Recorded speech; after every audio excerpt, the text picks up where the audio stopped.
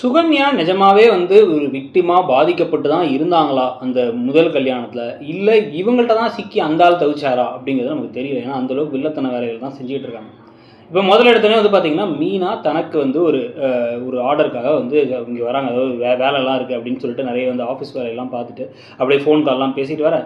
Coffee நானே போட்டுக்கிறேன்னு அவங்க உட்காரும்பொழுது, அதெல்லாம் ஒண்ணும் வேணாம் நான் போட்டு தரேன்ட்டாங்க இப்ப கோமதி. அத பார்த்துட்டு சுகன்யா, "நீயும் வேலைக்கு போயிருக்கலாம்ல மயிலு" அப்படின்னா, மயில் வேற பேச்ச மாத்துறாங்க.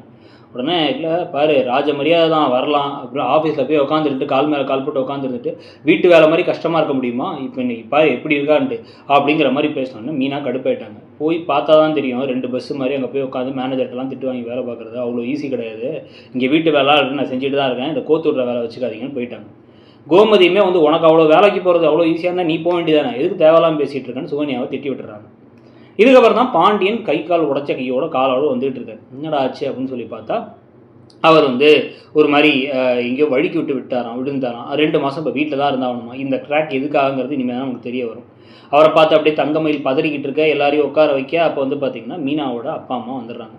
அவங்க வந்ததுக்கப்புறமா தான் குலதெய்வம் கோயிலுக்கு போனோம், மாப்பிள்ளைக்கு வந்து வேலை கிடச்சதுக்காகவும் சேர்த்து பொங்கல் வைக்கிறோம் அப்படின்லாம் வந்து பேச, எல்லாம் நல்லது தான், விடுங்க பரவாயில்ல, இதுக்காக இந்த ஒரு விஷயத்துக்காக மட்டும் வரணும்னு இல்லை, அப்பப்போ நீங்கள் வரலாம் அப்படின்னு சொல்லிட்டு இருக்காங்க. இன்னும் ஒட்டல் அந்த வீடு ரெண்டுங்கிறதுனால.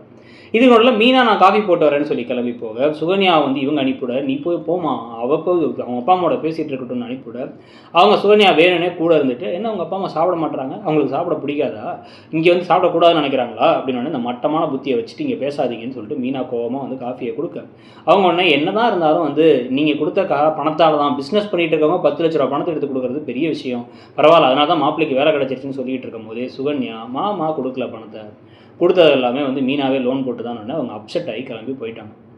உடனே என்னை ஏமாத்திட்டீங்கல்லன்னு வேற சொல்லிட்டார் வேற அவர் மீனாட்ட. உடனே காண்டாகி மீனா திட்ட விடு அதில் என்ன இருக்குன்னு பாண்டியன் சொன்னாலும் சோனியா கிட்ட போய் மீனா நீ வேணுனே தான் பண்ணியிருக்காரு, அரசு விஷயத்தை பற்றி நீங்கள் செஞ்ச கேவலமான விஷயத்தை சொன்னதுனால காரணம் பார்த்து நேரம் பார்த்து பழி வாங்குறீங்களா அப்படின்னா, நான் அப்படிலாம் பண்ணக்கூடிய ஆளா மீனா அப்படின்னா அப்படி பண்ணக்கூடிய ஆள் தான் இவர் சித்தப்பாவுக்காக விடுறேன் நான் பழனிவேல் சித்தப்பாவுக்காக, ஆனால் இன்னொரு தடவை இப்படி பண்ணால் நான் கிழிச்சிருவேன் அப்படின்னு சொல்லிட்டு கோவமாக போயிடுறாங்க. கோமதியுமே வந்து வாயை வச்சு சும்மா இருக்க வேண்டியது, பெரிய உண்மையை மட்டும் தான் பேசுவியா அப்படின்னு அவங்களும் திட்டி விட்டுட்டு 10 லட்ச ரூபா பணத்துக்காக வந்து என் புருஷனை ஆல்ரெடி வருத்தத்தில் இருக்காருன்னு கிளம்பி போகிறாங்க. கிளம்பி போனதுக்கப்புறமா சுகன்யா அப்படி திருன்னு முடிக்கிறாங்க. ஆனால் ஒரு மாதிரி கெத்தாக தான் இருக்காங்க அவங்க. இதுக்கு நடுவில் ராஜி வந்து இப்போ டியூஷனுக்கு ஒரே டைம் வச்சுக்கணும், ஒரு நாள் காலையில் ஒரு நாள் மதியானம் போகிறோன்னு யோசிச்சுக்கிட்டே வராங்க. வரும்பொழுதே அங்கே குமரவேலை பார்த்துட்றாங்க. குமரவேல் நீ நம்ம வீட்டுக்கே வந்துடலாமேன்னு கூப்பிட, இல்லை உண்மையாக நான் தாங்குன்னு தாங்கிட்டு இருக்காங்க. கதிர் உன் கல்யாணம் என் கல்யாணம் ஒன்றும் கிடையாது, நீ ஒழுங்காக அரசியை வச்சுருந்துருக்கணும், வச்சுக்கல, எனக்கு இதுதான் வீடு, நான் இங்கே தான் இருப்பேன் அப்படிங்கிறத சொல்லிடுறாங்க. அரசி எப்படி இருக்கா அப்படின்னு அவர் கேட்ட உடனே நல்லா தான் இருக்காங்கன்னு அவர் சோகமாக இருக்கார்.